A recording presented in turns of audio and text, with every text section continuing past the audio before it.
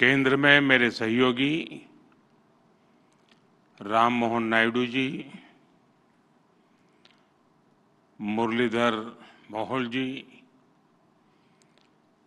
IIT board of governance के chairman Peter Elbers जी,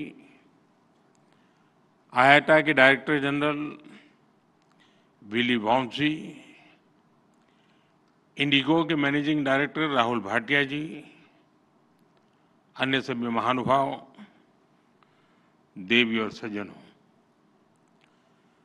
IIT की 81st annual general meeting और world air transport summit में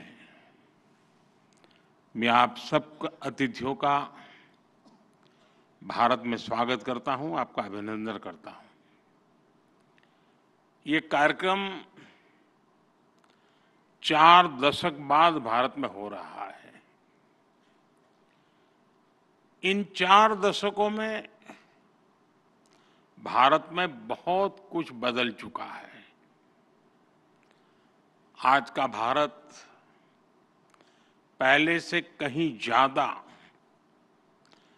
आत्मविश्वास से भरा हुआ है। ग्लोबल एविएशन इकोसिस्टम में हम न केवल एक विशाल मार्केट है, बल्कि पॉलिसी लीडरशिप, इनोवेशन और इंक्लूसिव डेवलपमेंट के प्रतीक भी है। आज Bharat global space aviation convergence का एक उभरता हुआ लीडर है। पिछले 1 दशक में भारत की सिविल एविएशन सेक्टर में ऐतिहासिक उड़ान से आप सब भली भांति परिचित हैं। साथियों, ये समिट, ये डायलॉग एविएशन के साथ ही ग्लोबल कोऑपरेशन, क्लाइमेट कमिटमेंट्स और इक्विटेबल ग्रोथ के शेयर्ड एजेंडा को आगे बढ़ाने का एक माध्यम भी है। इस समिट में आप जो चर्चा कर रहे हैं, उससे ग्लोबल एविएशन को नई दिशा मिलेगी। मुझे विश्वास है हम इस सेक्टर की इन्फिनिट पॉसिबिलिटीज को टैप कर पाएंगे, उन्हें और बेहतर ढंग से यूटिलाइज कर पाएंगे। फ्रेंड्स, आज हम सैकड़ों किलोमीटर की दूरी, इंटर कॉन्टिनेंटल जर्नी केवल कुछ घंटों में तय कर लेते हैं, लेकिन 21st सेंचुरी की दुनिया के सपने हमारी इन्फिनिट इमेजिनेशन रुकी नहीं है। आज इनोवेशन और टेक्नोलॉजी अपग्रेडेशन की स्पीड पहले से भी कहीं तेज है, और हमारी स्पीड जितनी तेज हुई है, हमने उतनी ही डिस्टेंट डेस्टिनेशन को अपनी डेस्टिनी बनाया है। आज हम एक ऐसे मुकाम पर खड़े हैं जहां हमारे ट्रैवल प्लान केवल धरती के शहरों तक सीमित नहीं है।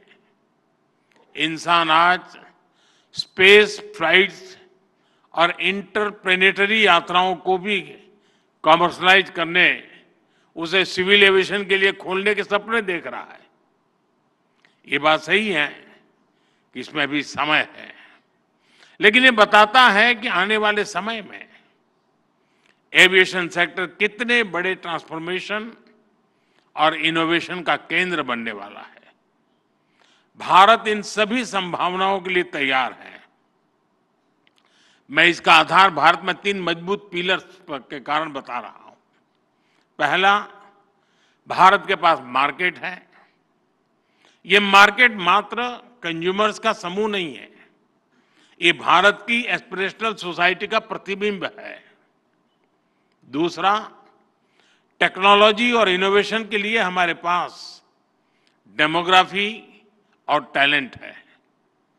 हमारे युवा नए दौर के इनोवेटर्स हैं जो आर्टिफिशियल इंटेलिजेंस, रोबोटिक्स और क्लीन एनर्जी जैसे क्षेत्रों में ब्रेक थ्रू ला रहे हैं। तीसरा, हमारे यहां इंडस्ट्री के लिए ओपन और सपोर्टिव पॉलिसी इकोसिस्टम है।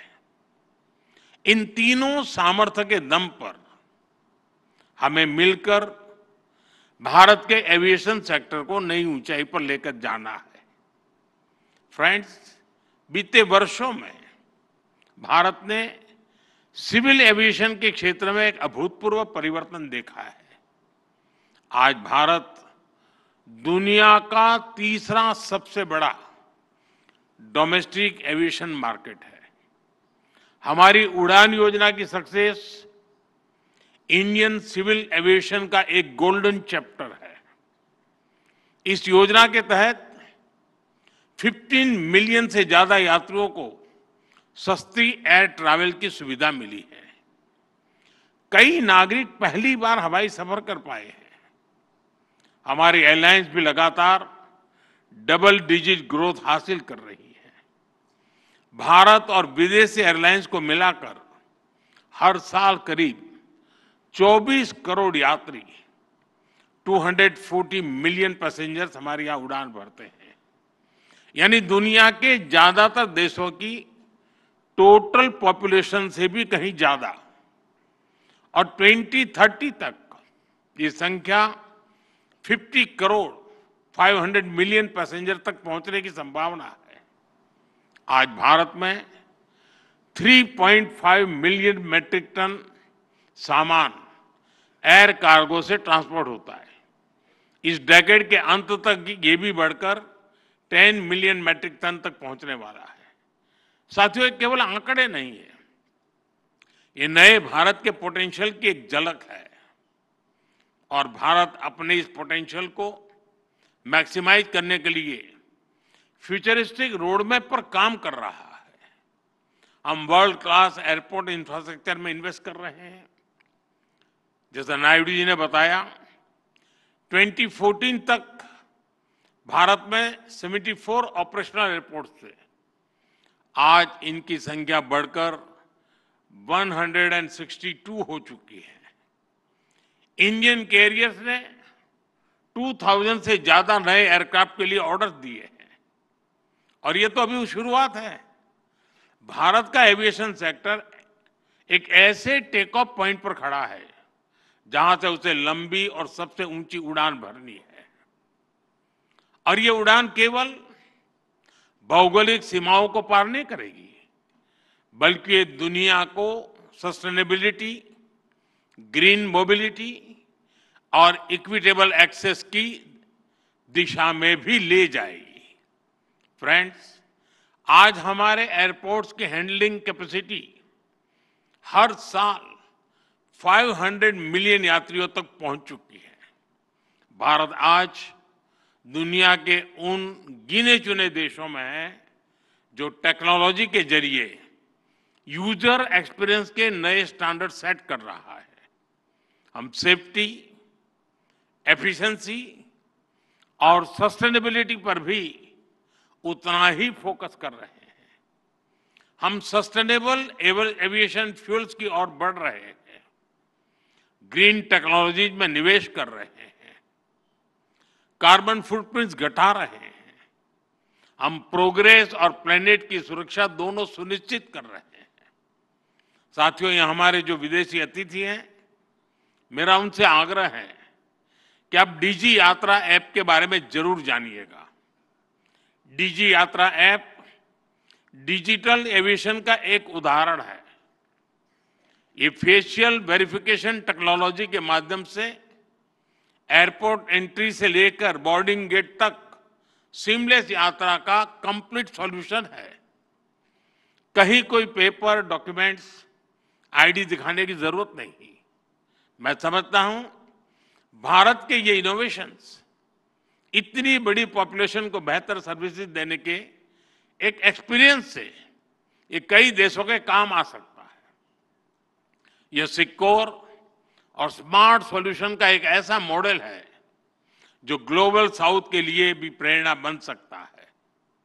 साथियों, भारत के तेजी से एक्सपांड कर रहे एविएशन सेक्टर के पीछे एक और बड़ा कारण है consistent reforms. Bharat global manufacturing hub बने, इसके लिए हम हर तरह से कदम उठा रहे हैं। इस साल के बजट में हमने मिशन मैन्युफैक्चरिंग घोषित किया है। इसी वर्ष हमने भारत की पार्लियामेंट में, जैसा नायडू जी ने अभी बताया, protection of interest in aircraft objects bill पारित किया है। इससे केपटाउन कन्वेंशन को भारत में कानूनी ताकत मिली है। अब एयरक्राफ्ट लीजिंग करने वाली ग्लोबल कंपनियों के लिए भारत में नया मौका खुल रहा है। आप सभी को गिफ्ट सिटी में मिल रही छूट के बारे में भी जानकारी है।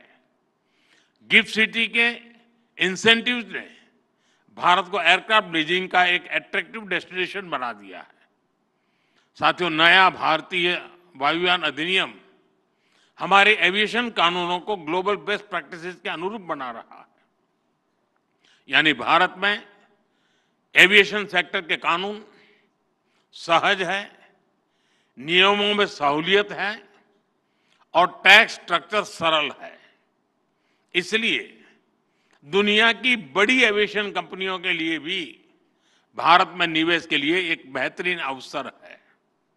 फ्रेंड्स, एविएशन सेक्टर में ग्रोथ का मतलब है नई उड़ान, नए रोजगार और नई संभावनाएं।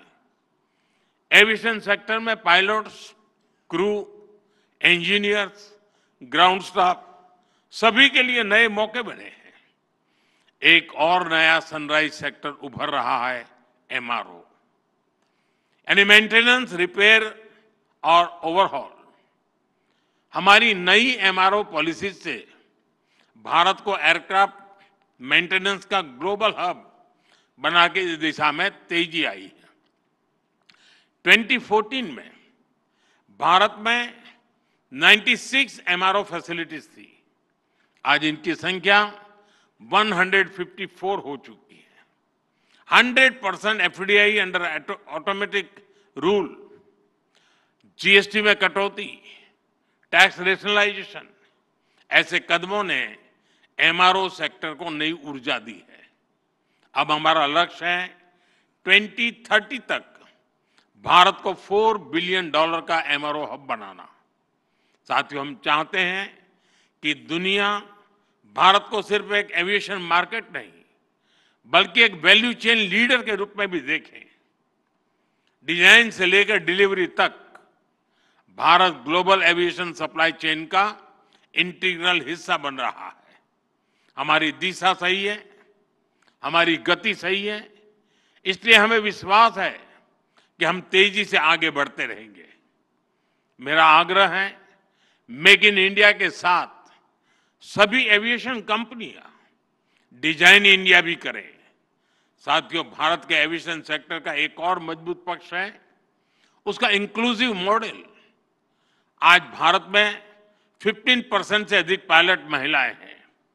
ये ग्लोबल एवरेज से 3 टाइम्स ज्यादा है। दुनिया भर में कैबिन क्रू में महिलाओं की औसत भागीदारी लगभग 70% है। हमारे यहाँ 86% है।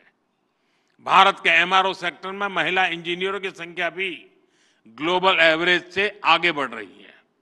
साथियों, आज एविएशन सेक्टर का एक और की कंपोनेंट ड्रोन टेक्नोलॉजी है। भारत ड्रोन टेक्नोलॉजी को टेक्नोलॉजिकल एडवांसमेंट के लिए इस्तेमाल कर रहा है। साथ ही हमने इसे फाइनेंशियल और सोशल इंक्लूजन का एक टूल बनाया है। ड्रोन के जरिए हम महिलाओं के सेल्फ हेल्प ग्रुप्स को एम्पावर कर रहे हैं। इससे खेती में, डिलीवरी में, सर्विसेज में महिलाओं की भागीदारी बढ़ी है। साथियों, एविएशन में सुरक्षा को हमने हमेशा टॉप प्रायोरिटी पर रखा है। आईकाओ के ग्लोबल स्टैंडर्ड से भारत ने अपने नियमों को अलाइन किया है। हाल ही में आईकाओ की सेफ्टी ऑडिट ने हमारे प्रयासों को सराहा है। एशिया पैसिफिक मिनिस्ट्रियल कॉन्फ्रेंस में दिल्ली डेक्लेरेशन एडॉप्ट होना भारत के कमिटमेंट का प्रमाण है। भारत हमेशा ओपन स्काईज और ग्लोबल कनेक्टिविटी के समर्थन में खड़ा रहा है। हम शिकागो कन्वेंशन के सिद्धांतों का समर्थन करते हैं। आइए हम मिलकर एक ऐसा फ्यूचर बनाएं जहां हवाई यात्रा सभी के लिए एक्सेसिबल, अफोर्डेबल और सिक्योर हो।